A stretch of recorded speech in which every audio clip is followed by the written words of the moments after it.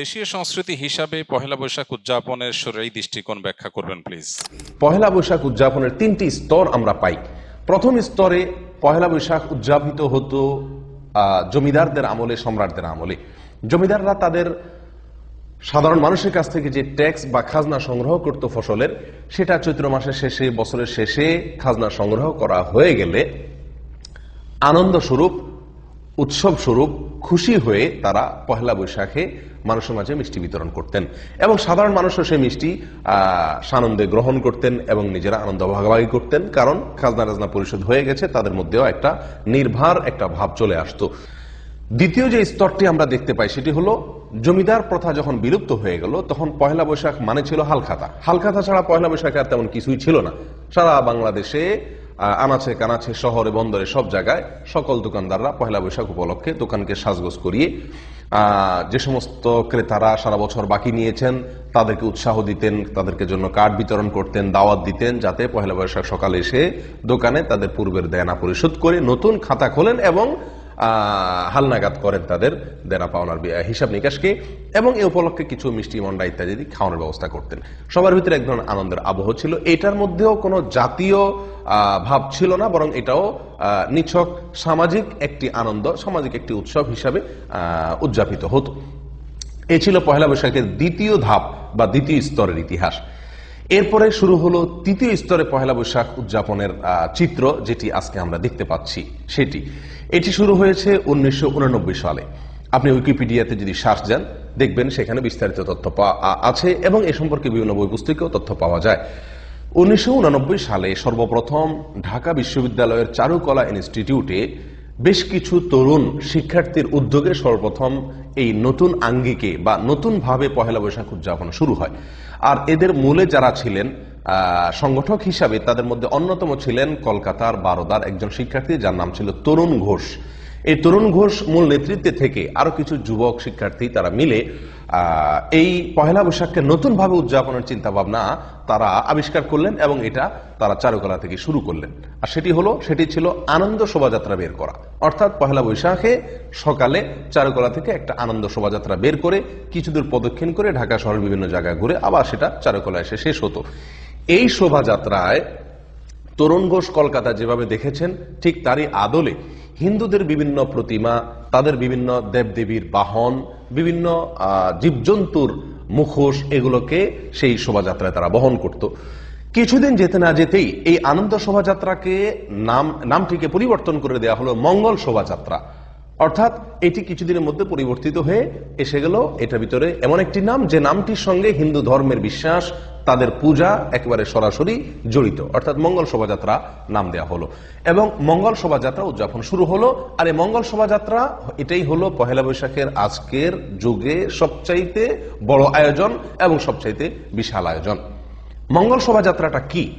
মঙ্গল শোভাযাত্রাটা হলো মূলত পহেলা বৈশাখের সকালে নারী পুরুষ সকলে মিলে ঢোল এবং তবলার তালে তালে রাস্তায় বের হয়ে মিছিল করা, র্যালি বের করা, শোভাযাত্রা বের করা। উদ্দেশ্য মঙ্গল প্রার্থনা করা। অর্থাৎ এই রাস্তায় বের হলে, মিছিল বের করলে ঢোল তবলা বাজাতে বাজাতে নারী পুরুষ একসাথে মিলে মিশে এবং সেখানে বেশ কিছু প্রতিমা, বেশ কিছু পশু পাখি, বেশ কিছু প্রাণীর ছবি, মুখোশ এবং তাদের প্রতিমা, এগুলোকে বহন করা হয়।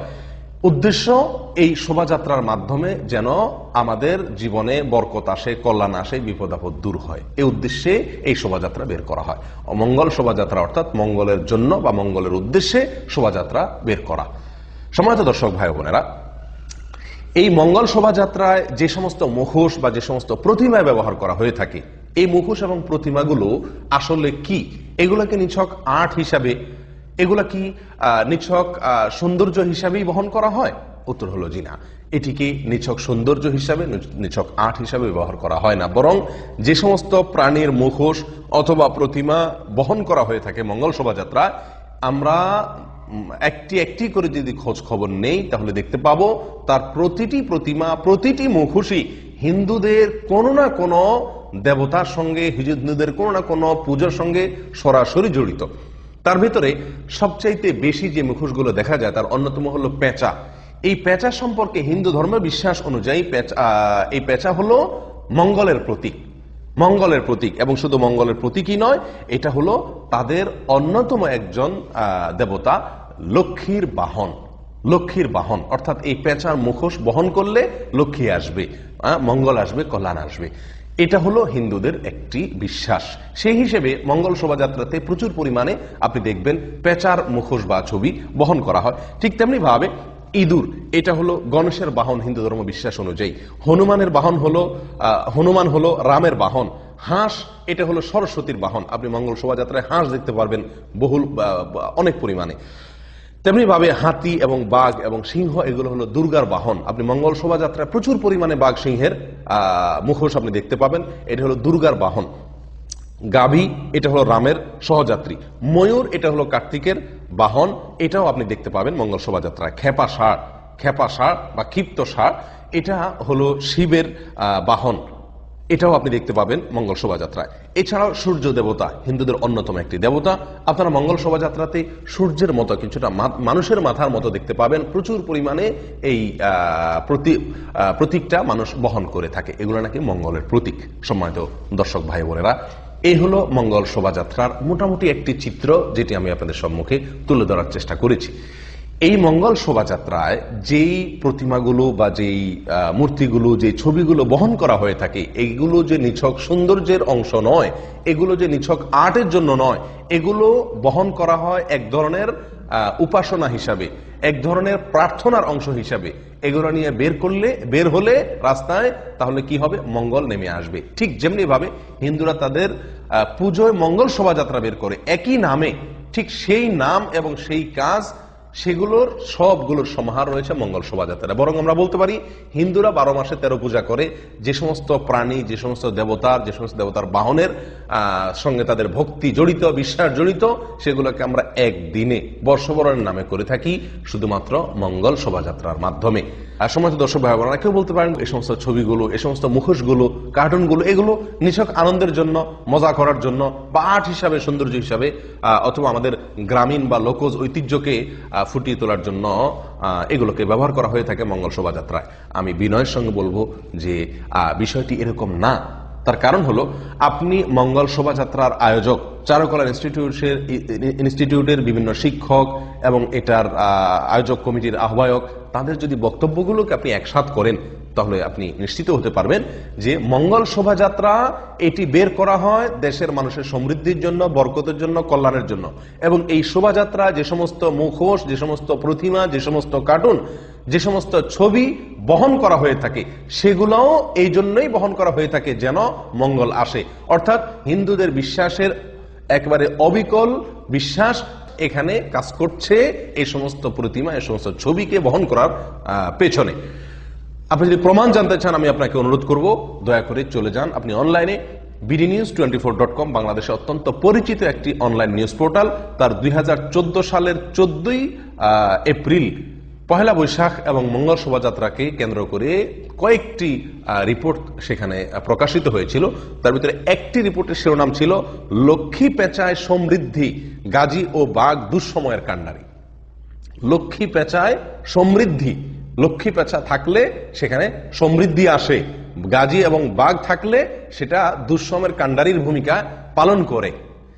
এবং এটি হলো মূল শিরোনাম রিপোর্টের। আর সেই bdnews24.com এর নিজস্ব রিপোর্টারের রিপোর্টে ভেতরে আয়োজকদের বিভিন্ন বক্তব্য উঠে এসেছে, তারই আলোকে কোট করে শিরোনাম করা হয়েছে এটি। তার একটি অংশ আমি আপনাদেরকে শুনাই।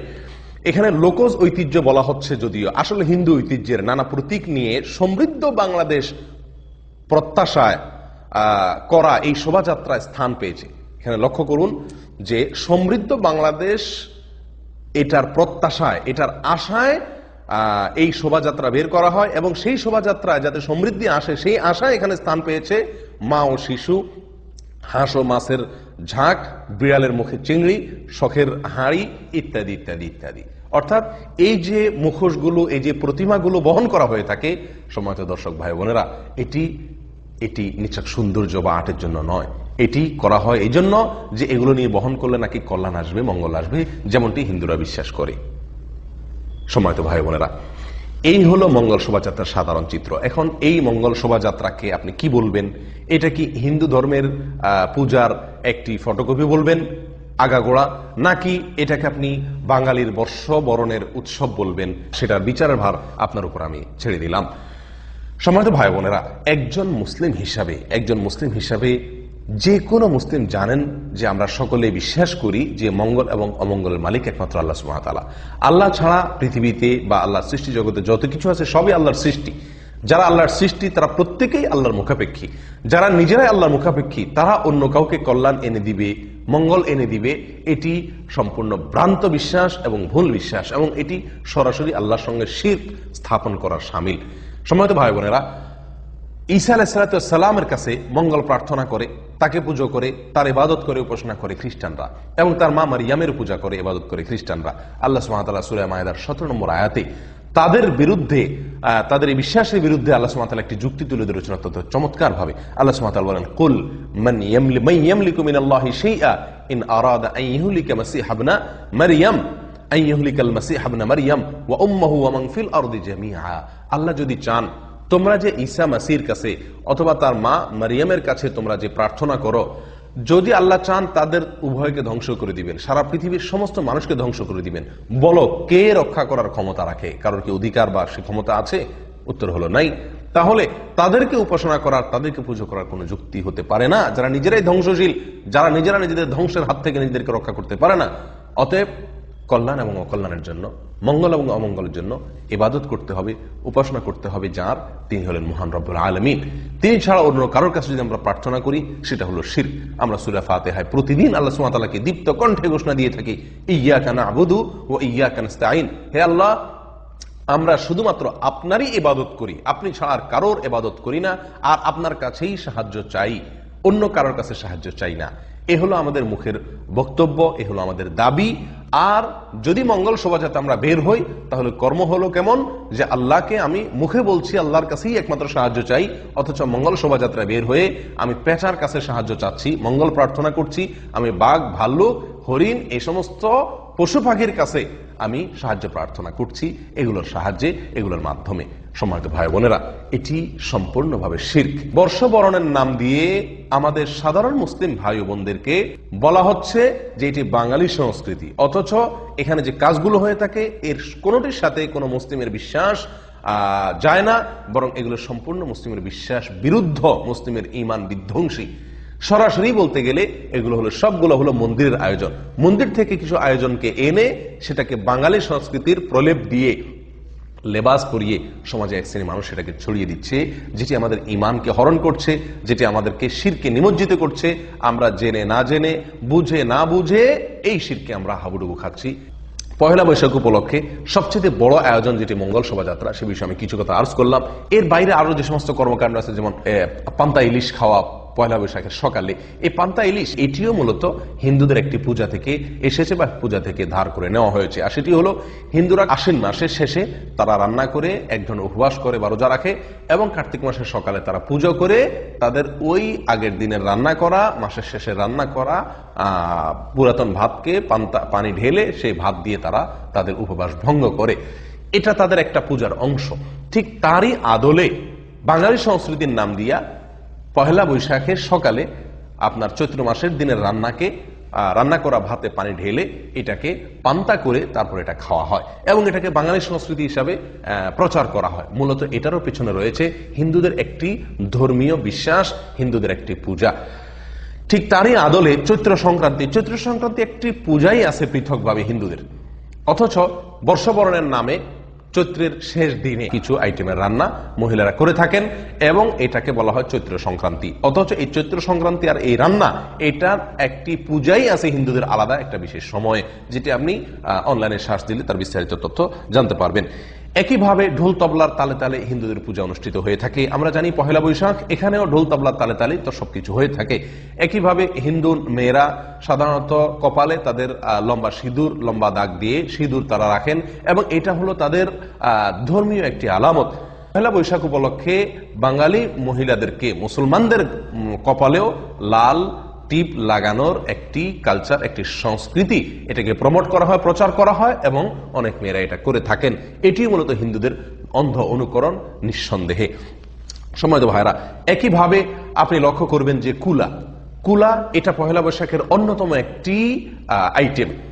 পহেলা বৈশাখের আপনি মঙ্গল শোভাযাত্রা বলেন বা অন্য কিছু বলেন, দেখবেন যে হাতে কুলা আছে। নিঃসন্দেহে কুলা আমাদের বাঙালি জাতির ঐতিহ্য, কিন্তু কুলা ছাড়া তো আরো বহু কিছুই আছে।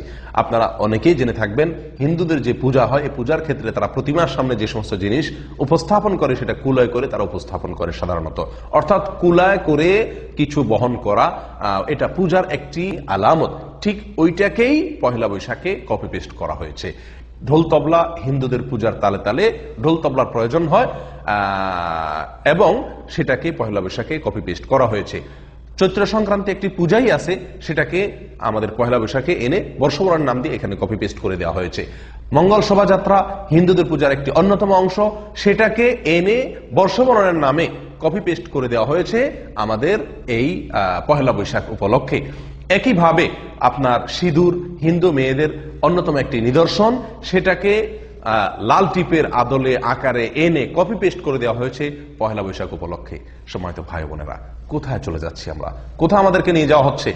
এই উৎসবটিকে জাতীয় উৎসব এবং এটাকে আমাদের বাঙালি জাতির সবচেয়ে বড় উৎসব হিসাবে প্রচার করা হচ্ছে দীর্ঘদিন থেকে, এবং বলা হচ্ছে এটা নাকি সার্বজনীন উৎসব।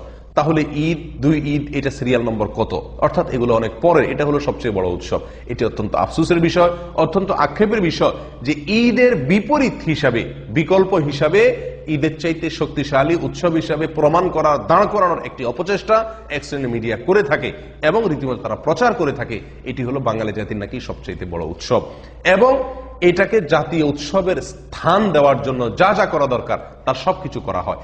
ঈদের আদলে ঈদে যেরকম নতুন পোশাক, ভালো পোশাক পরার নির্দেশ আছে বা আমরা সবাই পরে থাকি, তার আদলে পহেলা বৈশাখ উপলক্ষে পোশাকের ভালো বা নতুন পোশাক পরিধান করার একটা কালচার চালু করা হলো।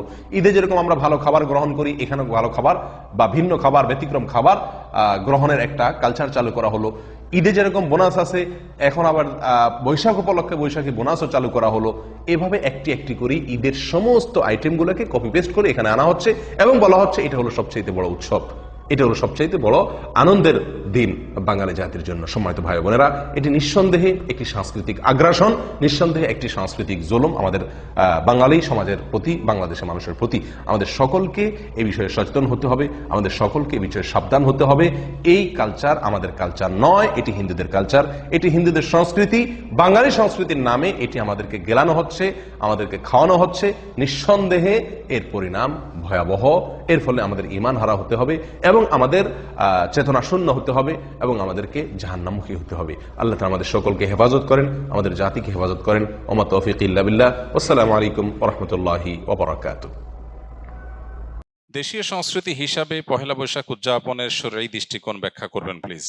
দেখুন, ইসলামে একজন মানুষকে বেঁচে থাকার জন্য আনন্দ, বিনোদন এবং সাংস্কৃতিক যে আয়োজন আছে সেগুলোকে ইসলাম মৌলিকভাবে নিষেধ করে না, বরং পৃথিবীর যে কোনো দেশের, যে কোনো অঞ্চলের মানুষের নিজস্ব যে সংস্কৃতি আছে, নিজস্ব যে কৃষ্টি কালচার আছে, এই সমস্ত কৃষ্টি কালচার, আনন্দ, বিনোদন, সংস্কৃতি, এগুলোর কোনোটা যদি কোরআন এবং হাদিসের সাথে মৌলিকভাবে কোনো সাংঘর্ষিক কিছু এগুলোতে না থাকে, তাহলে শরিয়া সেগুলোকে অনুমোদন করে, নিষেধ করে না। যেমন আমাদের নবী করিম সাল্লাল্লাহু আলাইহি সাল্লাম মক্কায় এবং মদিনায় তার এই উভয় জীবনে মক্কার এবং মদিনার মানুষদের আবহমান কাল থেকে চলে আসা অনেক কৃষ্টি কালচার আছে যেগুলোকে তিনি অস্বীকার করেননি, যেগুলোর সাথে কোরআন এবং হাদিসের কোনো সংঘর্ষ নেই। আর যদি কোনোটার কোরআন এবং হাদিসের কোনো বিশেষ নির্দেশনা, নীতিমালা, প্রিন্সিপালস এর কোনো সাংঘর্ষিকতা তিনি দেখতে পেয়েছেন, তাহলে সেটাকে তিনি নিষেধ করেছেন। আরবের মানুষের বহু কৃষ্টি কালচারকে নবী করিম সাল্লাল্লাহু আলাইহি সাল্লাম মৌন সম্মতির মাধ্যমে অনুমোদন করেছেন, কারণ সেগুলোর সাথে কোরআন হাদিসের কোনো সাংঘর্ষিকতা পাওয়া যায়নি। আমাদের দেশে এরকম অনেক কৃষ্টি কালচার গ্রাম বাংলায় ছিল, এখনো অনেকগুলো আছে।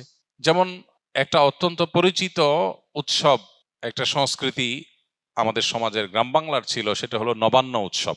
নব অন্ন, নতুন খাবার, নতুন ধান যখন উঠতো তখন সেই নতুন ধানের চাল দিয়ে পায়েস রান্না করা, পিঠা রান্না করা, বিভিন্ন রকমের খাবারের ব্যবস্থা করা, ভাত রান্না করা, এটা একটা আনন্দের উপলক্ষ ছিল গ্রাম বাংলার মানুষের।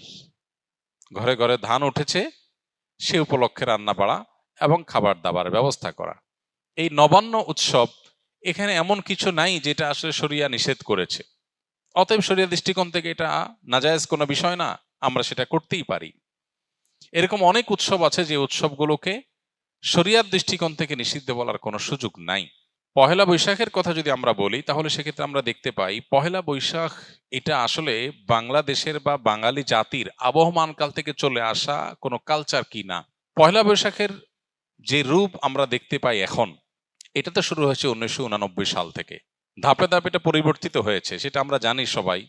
বাট এটার একেবারে প্রাচীন রূপ যদি আমরা দেখি পহেলা বৈশাখের, তাহলে দেখতে পাই পহেলা বৈশাখ উপলক্ষে মূলত জমিদারি প্রথা যখন চালু ছিল এ অঞ্চলে, তখন জমিদাররা বছরের যে খাজনা নিত কৃষকদের কাছ থেকে, এই খাজনা তোলার শেষে বছরের প্রথম দিনে তারা এই পহেলা বৈশাখে তারা একটু মিষ্টি মন্ডা প্রজাদেরকে খাওয়াতো। তাহলে এটা ছিল খাজনা উত্তোলন উৎসব, যেটা করত জমিদারেরা।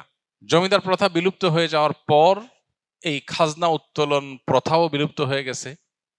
এরপরে পহেলা বৈশাখের দ্বিতীয় ধাপে যে কালচারটা আমরা আমাদের শৈশব থেকে দেখে বড় হয়েছি গ্রাম বাংলায়, সেটা হলো গ্রামে শহরে সব জায়গায় একটা কালচার ছিল, সেটা হলো হাল খাতা।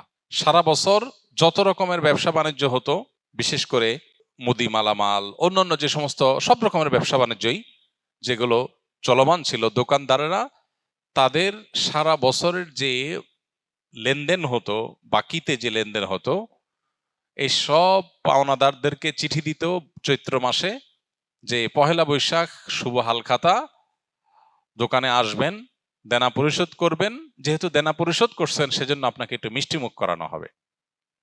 এই হালখাতার কালচার গ্রামে শহরে সব জায়গায় ব্যাপকভাবে আমাদের দেশে প্রতিষ্ঠিত ছিল। সারা বছরের দেনা পহেলা বৈশাখে এসে পরিষ্কার করে ক্লিন করে নতুন করে আবার খাতা খোলা হতো। এই জন্য এটার নাম ছিল হাল খাতা। এই হাল খাতা হলো পহেলা বৈশাখের দ্বিতীয় ধাপের সংস্কৃতি বাংলাদেশের মানুষের বা বাঙালির। এরপরে 1989 সালে মূলত ঢাকা ইউনিভার্সিটির চারুকলা ইনস্টিটিউট থেকে কিছু শিক্ষক শিক্ষার্থীদের উদ্যোগে সর্বপ্রথম পয়লা বৈশাখ উপলক্ষে যে শোভাযাত্রা বের করা হয়, সেই শোভাযাত্রার নাম ছিল কি আনন্দ শোভাযাত্রা। কিছুদিনের মধ্যেই সেটার নাম পরিবর্তন হয়ে গেল মঙ্গল শোভাযাত্রা। তারপরে আবার সেটা পরিবর্তিত হয়ে এখন বৈশাখী শোভাযাত্রা বা অন্য কোনো নাম পর্যন্ত হয়তো এসে ঠেকেছে। এই যে মঙ্গল শোভাযাত্রা, যেটি পহেলা বৈশাখ উপলক্ষে দীর্ঘ বেশ অনেক বছর যাবৎ খুব ঘটা করে প্রতিপালিত হয়েছে আমাদের সমাজে, এটা প্রথম কথা হলো বাংলাদেশের মানুষের বা বাঙালি জাতির আবহমানকাল থেকে চলে আসা কোনো কালচার না। কৃষ্টি বা কালচার কোনো কলেজ বিশ্ববিদ্যালয় থেকে পরিকল্পিতভাবে নোট লিখে একদম সাজিয়ে গুছিয়ে কোনো কৃষ্টি বা কালচার এভাবে শুরু হয় না। আমাদের বাংলাদেশের মানুষের যে আবহমান কাল থেকে যে চলে আসা কালচারগুলো একেবারে মানুষের ভেতর থেকে উঠে এসেছে, এই পহেলা বৈশাখ উপলক্ষে মঙ্গল শোভাযাত্রার নামে যা হচ্ছে অন্তত এটা কখনো সে আবহমান কাল থেকে চলে আসা বাংলাদেশের মানুষের মধ্য থেকে গড়ে ওঠা বেড়ে ওঠা কোনো কৃষ্টি বা কালচার না। এটা হলো প্রথম কথা। দ্বিতীয় কথা হলো যে এই পহেলা বৈশাখের মঙ্গল শোভাযাত্রাকে ঘিরে যত আয়োজন হয়ে থাকে, বিশেষ করে মঙ্গল শোভাযাত্রা যে বিভিন্ন প্রাণীর মুখোশ এবং বিভিন্ন রকমের প্রাণীর ভাস্কর্য এটা নিয়ে যে র্যালি বের করা হয়ে থাকে, খুব সচেতনভাবে আপনি লক্ষ্য করলে দেখতে পাবেন এখানে পেঁচা, ইঁদুর, হাঁস, ময়ূর এমন কিছু প্রাণীর মুখোশ সেখানে খুবই পরিকল্পিতভাবে ব্যবহার করা হয়, প্রদর্শন করা হয়, যেগুলো একটা বিশেষ ধর্মের মানুষের ধর্মীয় বিশ্বাসের সাথে সংশ্লিষ্ট, যেগুলোর অনেকগুলোই হিন্দুদের বিভিন্ন দেবতার বাহন হিসাবে হিন্দু ধর্মে এটি প্রতিষ্ঠিত। এবং এই যে শোভাযাত্রা হয়ে থাকে, এই শোভাযাত্রার আয়োজক চারুকলা ইনস্টিটিউট সংশ্লিষ্ট শিক্ষক বৃন্দ ব্যক্তিবর্গ বিভিন্ন সময়ে যে সমস্ত বক্তব্য পত্রপত্রিকা দিয়েছেন, আপনি এখনো গুগল করলে অনলাইনে সার্চ করলে আপনি দেখতে পাবেন যে তারা স্পষ্ট করে বলেছেন মঙ্গল শোভাযাত্রাটা হলো মঙ্গলের উদ্দেশ্যে যাত্রা। মানে এই যাত্রা কেন হচ্ছে? যাতে করে মঙ্গল আসে। তো একজন ইমানদার তিনি মঙ্গল আসার জন্য দোয়া করবেন আল্লাহর কাছে, আর চেষ্টা করবেন, পরিশ্রম করবেন। প্রতিদিন প্রতি ওয়াক্ত নামাজে আল্লাহ আমাদেরকে মুয়াজ্জিনের মাধ্যমে ডাক দিচ্ছেন, হাইয়া আলাস সালাহ হাইয়া আলাল ফালাহ, মঙ্গলের পথে আসো। প্রতিদিন 5 বার ডাকা হচ্ছে সালাতে আসার, আল্লাহর কাছ থেকে দোয়া করে প্রার্থনা করে মঙ্গল চাওয়ার নির্দেশ আমাদেরকে দেয়া হচ্ছে। সেখানে এই বিশেষ প্রাণীর মুখোশ এটা ধারণ করার, র্যালিতে নিয়ে বের করার মধ্য দিয়ে মঙ্গল আসতে পারে বা মঙ্গল এভাবে আহ্বান করে মঙ্গল আনা যেতে পারে, এরকম বিশ্বাস করা ইমানের সাথে অসঙ্গতিপূর্ণ। এই বিষয়গুলোকে সামনে রাখলে স্পষ্ট হয় যে এটা আসলে মুসলমানদের উপর চাপিয়ে দেওয়া একটা সংস্কৃতি, যেটা মূলত অনেক ক্ষেত্রে হিন্দু ধর্মের মানুষদের সংস্কৃতি, সেটা মুসলমানদের উপরে চাপিয়ে দেওয়া হচ্ছে। পহেলা বৈশাখকে ঘিরে, মঙ্গল শোভাযাত্রাকে ঘিরে যে কালচার, যে কৃষ্টি আমাদের সমাজে আজ পরিচিতি লাভ করেছে, যেটা আমরা মঙ্গল শোভাযাত্রা দেখতে পাই, এইটাতে আপনি যে সমস্ত উপাদান দেখতে পাবেন, এগুলো মূলত একটা বিশেষ ধর্মের মানুষের ধর্মীয় বিষয় আশয়, সেগুলোকে বাঙালি সংস্কৃতির নামে আমাদের সমাজে গেলানো হচ্ছে। খুবই দুর্ভাগ্যজনক বাস্তবতা। নবীজি বলেছেন, মান তাশাব্বাহা বিকওমিন ফাহুয়া মিনহুম, যে ব্যক্তি কোনো জাতির সাথে সাদৃশ্য গ্রহণ করবে সে তাদের অন্তর্ভুক্ত হয়ে যাবে। এ ব্যাপারে আমি লক্ষ্য করেছি বেশ কয়েক বছর আগে থেকে। গত পরশু দিনও আমি আবারও এ বিষয়ে অনলাইনে সার্চ করে দেখেছি। কলকাতার আনন্দবাজার পত্রিকা 2018 সালের 15ই এপ্রিল একটা রিপোর্ট করেছে বাংলাদেশের পহেলা বৈশাখ উৎসব নিয়ে। সেটা শিরোনামটা খুবই গুরুত্বপূর্ণ এবং আমাদের চিন্তার খোরাক যোগাবে। এখনো সেটা অনলাইনে আছে, এখনো আছে।